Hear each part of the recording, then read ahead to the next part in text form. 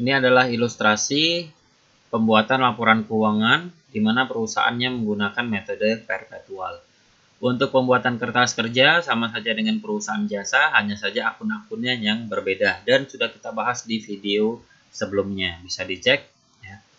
Pada intinya untuk pembuatannya, laporan laba rugi, debit dan kreditnya ditotalkan, nanti akan ada selisih dan selisihnya itu adalah laba atau rugi perusahaan. Jadi pada intinya pembuatannya sama saja dengan perusahaan jasa. Nah, kalau sudah membuat kertas kerja, kita akan membuat laporan laba rugi. Jadi intinya laporan keuangan ya. Laporan keuangan ini yang pertama kali kita buat adalah laporan laba rugi. Pada perusahaan dagang, laporan laba ruginya pada intinya hanya seperti ini saja. Ada penjualan, dikurangi beban pokok penjualan. Beban pokok penjualan ini anggap saja kalau kita membeli barang, dulu kita beli berapa, itu adalah beban pokok penjualannya. Nanti kita lihat ilustrasinya. Jadi penjualan dikurangi beban pokok penjualan adalah laba kotor. Lalu beban operasi. Beban operasi ini ada beban penjualan dan beban administrasi dan umum. Nah, kita langsung masuk ke ilustrasi contohnya. Kita beli barang, harganya 1 juta. Tentunya kalau kita jual, harus jual dengan harga yang lebih tinggi. Ya. Kita juallah dengan harga 1.500.000. Berarti bisa dikatakan di sini kita mendapatkan keuntungan 500.000. Jadi, kalau kita masukkan rumusnya, penjualannya ini adalah 1.500.000. Beban pokok penjualannya adalah 1 juta. Jadi laba kotornya 1.500.000 dikurangi 1 juta. Dapatlah laba kotor 500.000. Ya, jadi pembeliannya, beban pokok penjualannya adalah 1 juta. Lalu harga jualnya adalah 1.500.000. Jadi 1 juta ini adalah beban pokok penjualan. Sedangkan 1.500.000 ini adalah penjualan. Penjualan dikurangi beban pokok penjualan, 1.500.000 dikurang 1 juta, dapatlah laba kotor senilai 500.000. Nah, selanjutnya, kalau kita menjual barang dengan harga 1.500.000, tentunya bisa saja ada beban-beban lain. Sebagai contoh, kita ada toko. Toko itu tentunya harus bayar listrik. Dan ada karyawan yang bekerja di sana. Tentunya kita harus bayar gaji karyawan. Berarti, kalau kita menjual dengan harga 1.500.000, kita mendapatkan keuntungan 500.000, tetapi masih harus bayar listrik dan harus bayar gaji. Jadi keuntungan kita sebenarnya bukan 500.000. Tetapi 500.000 dikurangi beban-beban untuk biaya toko dan juga untuk karyawan ini sebesar 300.000. Berarti laba bersih kita hanya mendapatkan sebesar 200.000. Dapatnya dari mana? Kalau kita masukkan ke ilustrasi di sini, penjualannya adalah 1 juta. Penjualannya adalah 1.500.000. Beban pokok penjualannya adalah 1 juta. Laba kotornya itu adalah 500.000. Nah, beban-bebannya totalnya tadi adalah 300.000. Kita masukkan langsung totalnya. Sehingga laba operasi kita itu senilai 200.000. Inilah keuntungan yang kita dapatkan dari usaha ini. Ya. Nah, selanjutnya, jadi ini tadi hanya 2 contoh saja beban, tapi beban operasi ini terbagi menjadi 2, ada beban penjualan dan beban administrasi dan umum. Pada umumnya anggap saja, kalau ada usaha perusahaan dagang, ada yang namanya toko. Toko ini untuk segala sesuatu yang berhubungan dengan penjualan. Lalu ada kantor yang ngurusin bagian administrasi. Jadi kalau barang beban-beban yang dikeluarkan untuk kantor itu biasanya masuk ke beban administrasi dan umum. Nah, bagaimana dengan beban gaji? Sebagai contoh ini, beban gaji karyawan. Beban gaji karyawan ini apakah masuk penjualan, apakah masuk administrasi dan umum? Tentunya kita harus tahu dulu, ini karyawan mana. Toko yang beban penjualan, toko juga ada orang yang bekerja. Di kantor yang administrasi dan umum juga ada orang yang bekerja. Tentunya semuanya harus digaji. Jadi anggap saja kalau dalam mau memasukkan kemana. Kalau gaji tersebut untuk karyawan toko, maka akan masuk ke beban penjualan. Kalau untuk karyawan kantor, itu akan masuk beban administrasi dan umum. Jadi kita melihatnya bukan hanya dari nama akunnya, tapi kita melihatnya ini fungsinya untuk apa. Ya. Contohnya tadi beban gaji, gaji mana? Gaji orang toko, karyawan toko, atau karyawan kantor. Kalau karyawan toko masuk ke beban penjualan, kalau karyawan kantor berarti masuk ke beban administrasi dan umum. Nah, kita akan lanjutkan ilustrasinya. Ini adalah laporan laba rugi. Laporan laba rugi pada intinya ini tadi, penjualan. Penjualannya di situ akunnya banyak. Ya. Di sini ada pendapatan dari penjualan. Ini dicari, harus kita cari penjualan bersihnya. Caranya, penjualannya di sini contohnya adalah 810.000. Ya, bisa dilihat di sini. Penjualannya 810.000 ada di sini.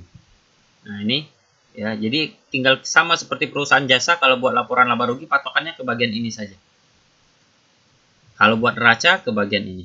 Jadi sisanya tidak perlu kita perhatikan lagi. Nah, kalau sudah masuk ke di sini penjualan, lalu ada rombongan penjualan, ada retur dan potongan, ada juga potongan penjualan. Ini sebagai pengurang. Ini sebagai pengurang. Jadi 810 dikurangi 45, di mana 45 ini didapatkan dari retur dan potongan. Ini jangan dibuat sejajar, ini kita buat menjadi seperti 3 kolom agar lebih mempermudah perhitungan kita. Jadi 42.500 ditambah 2.580, hasil totalnya kita buat ke samping. Jadi kita bisa lihat, karena ini mau kita kurangkan, 810 dikurangi 45, dapatlah penjualan bersih senilai 764.920. Nah, makanya kita buatnya ke samping agar kita lebih mudah dalam perhitungan. Bayangkan saja kalau ini kita gabungkan, ya, jadi kita akan bingung angka totalnya yang mana mau ditambah yang mana, dan lain sebagainya. Makanya kita buat ke sini agar lebih mempermudah. Lalu dikurangi, kalau sudah dapat penjualan bersih ini bagian ini yang saya maksud. Ya. Penjualan bersihnya sudah dapat, berikutnya adalah beban pokok penjualan. Nah, ini adalah beban pokok penjualan. Karena kita menggunakan metode perpetual, beban pokok penjualan ini angkanya sudah tersedia. Senilai 675.000. Dapat dari mana 675.000? Bisa kita lihat dari kertas kerjanya. Ada beban pokok penjualan senilai 675.000. Ada di bagian sini. Ya. Nah, itulah kemudahannya kalau menggunakan metode perpetual. Kalau menggunakan metode periodik, tentunya beban pokok penjualan ini harus kita cari terlebih dahulu. Jadi intinya tadi penjualan bersihnya sudah dapat, dikurangi dengan beban pokok penjualan.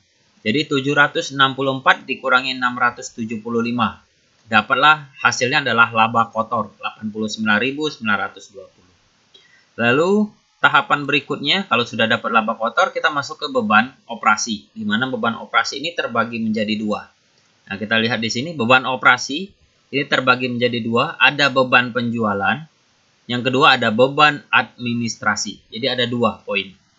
Nah, kalau beban penjualan silakan dimasukkan seluruh yang berhubungan dengan toko atau berhubungan dengan penjualan.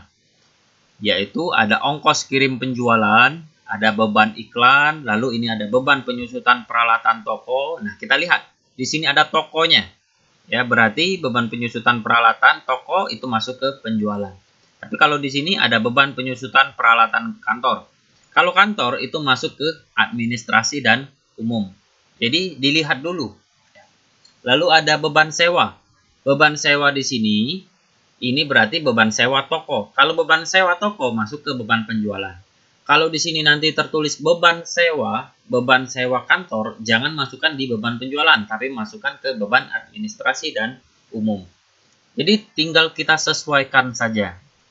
Ya, ini masuknya kemana? Karena sewa, ada toko yang sewa, ada juga kantor yang sewa. Jadi tergantung beban sewa ini apakah punya toko, apakah punya kantor. Kembali lagi, kalau sewa masukkan ke penjualan, kalau kantor masukkan ke beban penjualan. Beban administrasi dan umum. Begitu juga dengan beban gaji, lalu ada beban perlengkapan. Beban perlengkapan kalau di bawah sini, ini anggap saja beban perlengkapan kantor. Tapi kalau beban perlengkapan toko, jangan masukkan ke administrasi, masukkanlah ke beban penjualan. Intinya, kembali lagi, kalau ada beban, dicek dulu apakah ini beban untuk toko, apakah ini beban untuk kantor. Tapi kalau latihan, kadang-kadang kalau nggak jelas, misalkan beban sewa, tertulis beban sewa. Nah, beban sewa ini ya kalau tidak bisa dianalisis ya harus kita asumsikan apakah dia ini sewa untuk toko, apakah ini untuk kantor. Itu dalam artian kalau dalam latihan ya. Kalau tidak latihan, kalau pada kenyataannya tentunya kita bisa bertanya, sewa ini untuk sewa apa? Apakah sewa toko atau sewa kantor? Nah, kalau sudah beban penjualannya kita totalkan, dapatlah di sini jumlah beban penjualan. Lalu beban administrasinya kita totalkan juga, dapatlah angkanya di sini, ya. Lalu kita totalkan jumlah beban operasinya, yaitu beban penjualan ditambah dengan beban administrasi. Dapatlah totalnya 35.000. Ya, 9.000 ditambah 25 dapatlah 35.000. Nah, ini kita sudah sampai sini ya total beban operasi.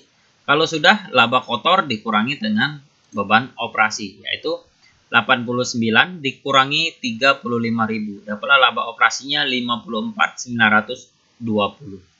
Nah, laba operasi ini juga harus sama dengan yang ada di kertas kerja.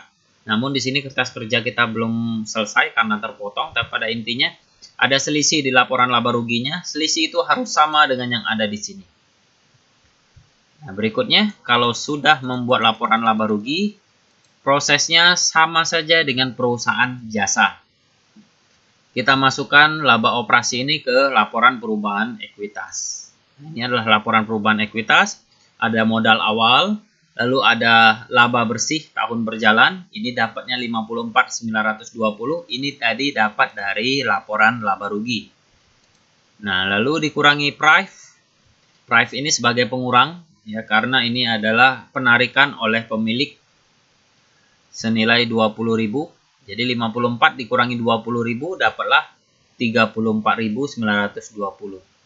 Nah, ini kenaikan ya karena price-nya lebih kecil. Tapi misalkan labanya 54, price-nya 60, berarti banyaklah diambilnya daripada laba yang didapatkan, berarti ini akan menjadi pengurang. Nah, kalau ini kenaikan, berarti ini akan menambah modal awalnya.